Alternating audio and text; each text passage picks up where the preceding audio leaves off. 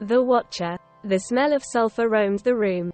The small gusts of breeze coming through the front window brought the smell throughout the whole house. Death. He's going to pass soon. The whole house has been stiff, filled with emotions. The old-fashioned blue farmhouse was well lived in. I'd be alone soon, with Reagan gone on a work trip and Dad on his deathbed. The feeling of hurt chilled my entire body over the past few days. Feelings are hard to express, but loneliness. I've had to help Dad over the past few months. Staying with him has been difficult. I've felt joy in the same amounts. Being the last person with Dad is pleasing in itself. I've read his favorite book to him every night. The Call of the Wild, 232 pages of pure pain, always brought joy to him. Just that slight sparkled in his eyes. I could tell he missed those old days. It has been a month since Reagan came home.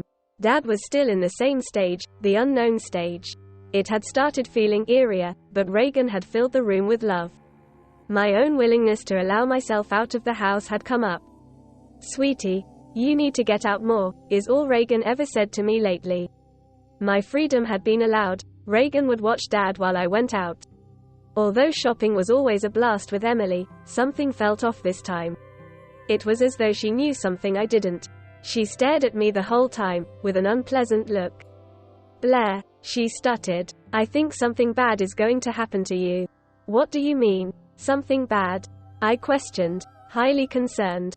Emily had been in a vast family of highly trained witches. She could feel, sense, and see chaotic things before they happened. "I saw you screaming and begging for help in my dreams. You yelled at someone or something. You called it the Watcher." "The Watcher? What does that have anything to do with me?" I quickly responded, "I wish I knew, but be careful." After this, all the awkward conversations came to a stop. As we slowly went back to browsing through all the crazed shirts Forever 21 had left. The day went on, without us bring that conversation back up. I felt more unsafe than normal. After we had finished, we decided to call it a day and head home. "Bye babes," I screamed to Emily as she got out of my SUV. "See you for coffee next week?" she questioned back. "We'll see," I exclaimed. The drive home was lonely. I was in my head too much. I wondered how things were with Reagan. I had left them with Dad, hoping nothing bad had happened while I was out. That's when I played my favorite podcast, BuzzFeed Unsolved Mysteries. Today was about an older haunted house, oddly in my local town, Winslow, Arizona. I was more intrigued. As I turned it up, they talked about the House of the Watcher. It was a home filled with bad spirits. In a family for hundreds of years, a family of the name Ainsworth. My last name, we're the only family with that name in town. That's when things started getting odder. I got out of the car, completely forgetting the podcast. "I'm homie," I sang as I walked in the door. "He's better. It's as though he healed in a day." Reagan screamed from the living room. I run through the house to the living room, to see Dad playing the piano like the old days. Tears rolled down my cheeks, my glasses fogging up. Everything had been refined, even if the reason he was magically healed was unknown. I was perfectly happy. Dad was happy. He even had a gigantic smile across his face. It was as though nothing happened. The days and weeks flew by. I was able to go back to work, while Reagan watched over Dad with a close eye. Many days had been the same, excitement throughout the house. But lately, it's been off.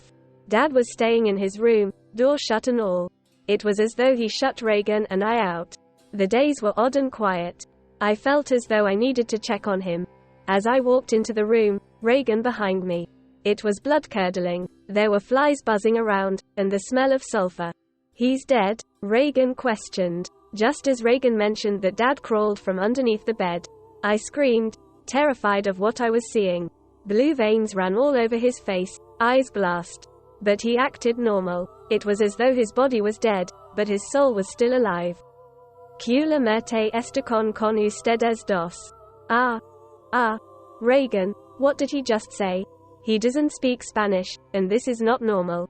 "May death be with you both," Reagan answered quietly. I slammed the door. "I can't do this," I screamed. "I can't be in this house. I don't even know who he is. I'm getting out of here." I run to our room, grabbing as much stuff as quickly as possible. I run down the stairs grabbing Reagan's hand. Reagan, call a priest or someone. As Reagan dials up the local priest, I stay silent. Just as Reagan hangs up, they look at me wide-eyed. It's a demon, an overtake of his body. There's nothing we can do, but he can. Tilda. Sleeping at the motel was terrible.